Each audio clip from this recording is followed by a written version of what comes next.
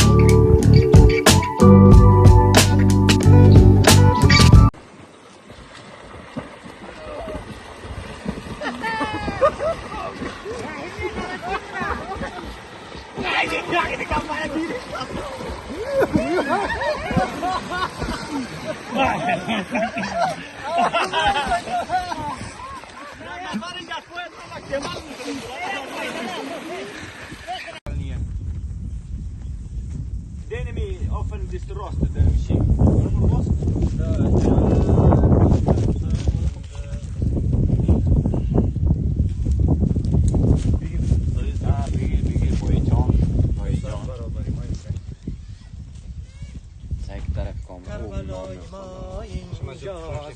سلفی کنن ما کجاست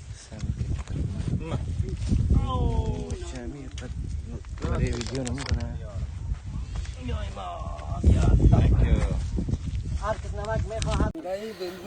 نه نه سلو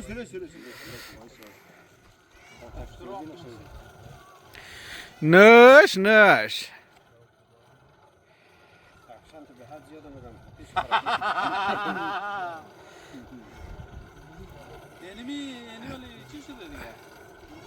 از کاربلای رفیق منم بیا. هسه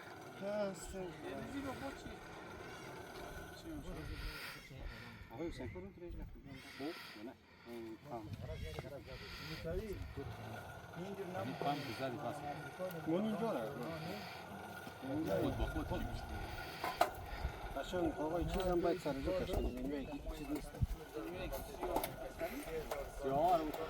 چو تشکر رئیس صاحب عزیز. ما وظیفه ما ترکاری بود. خلاص کنیم فقط ششتنش مونده. مولانا صاحب بشه به تشکر زنده باشی وظیفه ما میمونه کباب سیخ میزدیم اون سیخ خلاص کردیم دیگه بخیر منتظر آتیشیم آتیش یک دفعه بخیر یخ شو تشکر کم شدم ای خیمه است که خیمه شکست اونش چی بله چی از یک دنیش از وفا جانه یک دنیش هم از خود ما و شما رحمت است خوبه کلان از جای ما آزاد است دیگه این ساعت هم تقریبا 9 بجه شب است.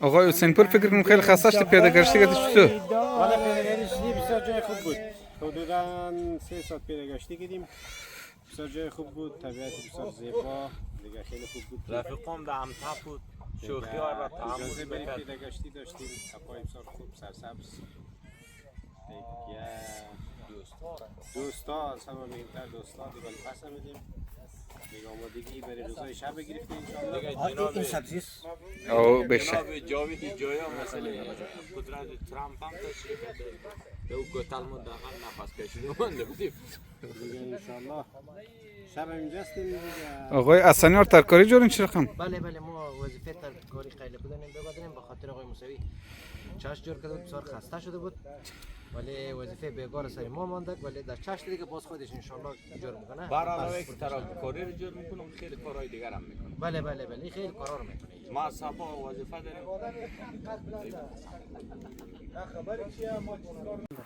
بگی کشک یک دنه زمین سرسی کشکو بگی پخته شده بگی چی خط کسایی که ما رو بکش دیگه امور بیار که وارا کنسال زنگ زد بچش